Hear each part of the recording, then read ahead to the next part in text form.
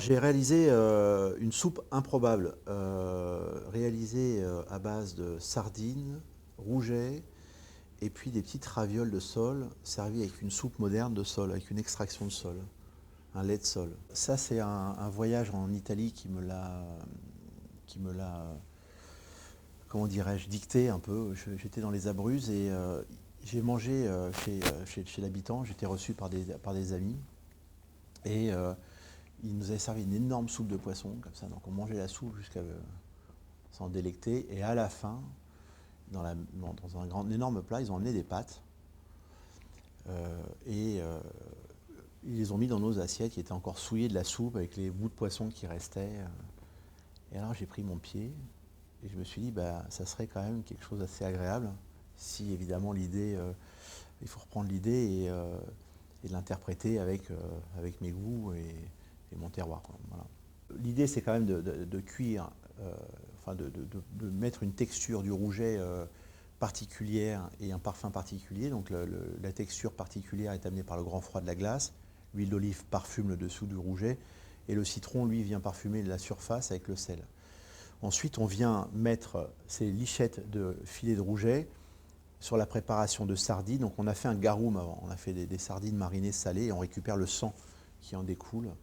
C'est une sauce un peu ancestrale, mais que j'aime bien, qui se rapproche du soja un peu.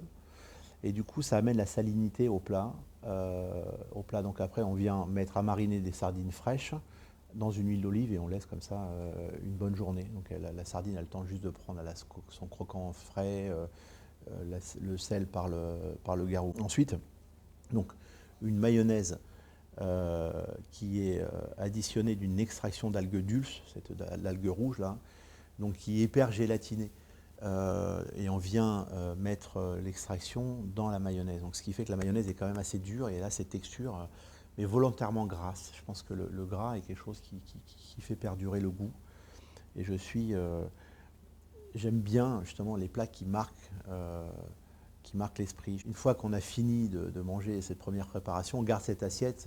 Bon, c'est une assiette souillée, hein, et on vient mettre dedans cette soupe de poisson, cette soupe de sole.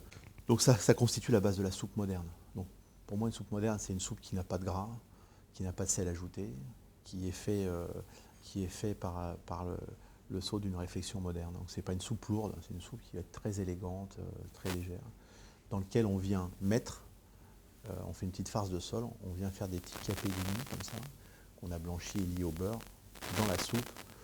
Et au préalable, on l'a salé avec la peau de la sole, que je ne jette surtout plus, qui est un ajout gustatif formidable. Donc on peut s'en servir comme ça pour assaisonner effectivement une préparation de sole ou autre chose.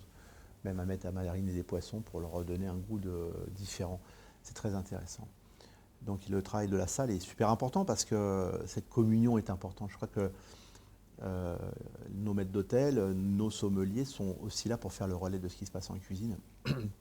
Et je crois que le retour vraiment au grand service de salle s'impose dans les grands restaurants.